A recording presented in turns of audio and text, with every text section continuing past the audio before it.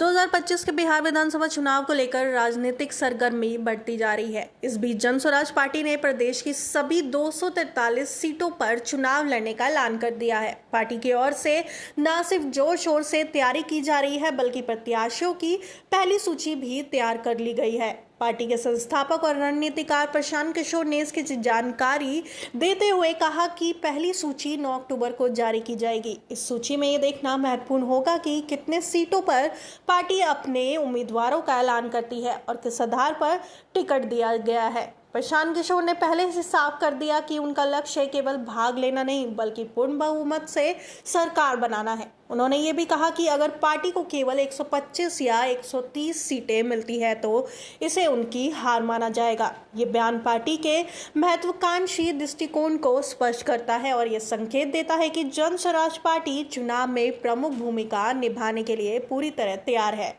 पहली सूची में ये देखने वाली बात होगी कि पार्टी ने किन उम्मीदवारों को टिकट दिया है। खास तौर पर यह दिलचस्प होगा कि क्या कोई ऐसा उम्मीदवार शामिल है जो पहले किसी बड़ी पार्टी से जुड़ा रहा है। पूर्व केंद्रीय मंत्री आरसीपी सिंह सहित कई बड़े नेता अब जन स्वराज पार्टी से जुड़े हुए हैं। ऐसे में माना जा रहा है कि पार्टी दमदार चेहरों पर दांव लगाकर चुनावी मोर्चा मजबूत करना चाहती है। विशेषज्ञों का कहना है कि बड़े और अनुभवी नेताओं की मौजूदगी जन स्वराज के लिए चुनावी रणनीति को और प्रभावशाली बनाएगी।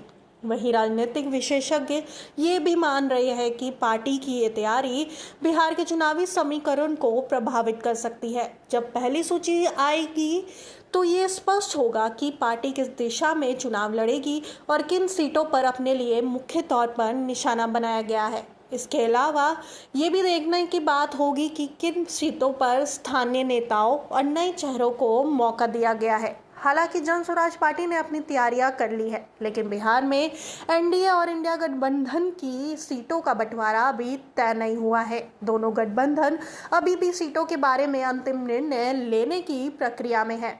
पहला दावा किया जा रहा था कि नवरात्र के दौरान सीट शेयरिंग की घोषणा हो जाएगी, लेकिन अब तक कोई भी आंकड़ा या आधिकारिक घोषणा नहीं हुई है। इस संदर्भ में दोनों गठबंधनों की ओर से ये देखना होगा कि कब तक सीटों का बंटवारा तय होता है और कौन सा गठबंधन किस क्षेत्र में अधिक सक्रिय भूमिका निभाएगा। विशेषज्ञों का मानना है कि जब पहली सूची जारी होगी और प्रत्याशियों के नाम सामने आएंगे, तब राजनीतिक रणनीति और गठबंधन की दिशा स्पष्ट हो जाएगी। जन स्वराज पार्टी की ये सूची न केवल पार्टी की चुनावी तैयारी को दर्शाएगी, बल्कि ये भी बताएगी कि पार्टी ने किन क्षेत्रों में प्रमुख दांव लगाए हैं।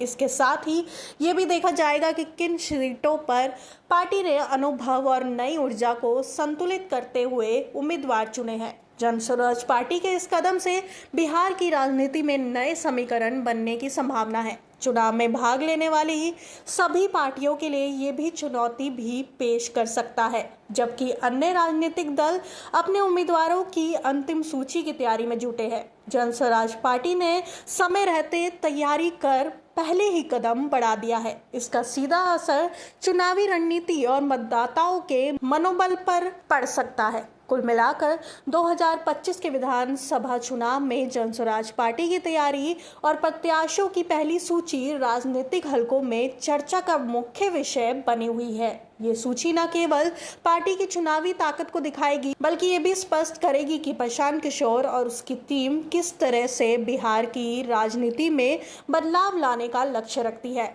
आगामी दिन और पहली सूची के जारी होने के बाद बिहार के चुनावी माहौल में और भी तेजी आएगी।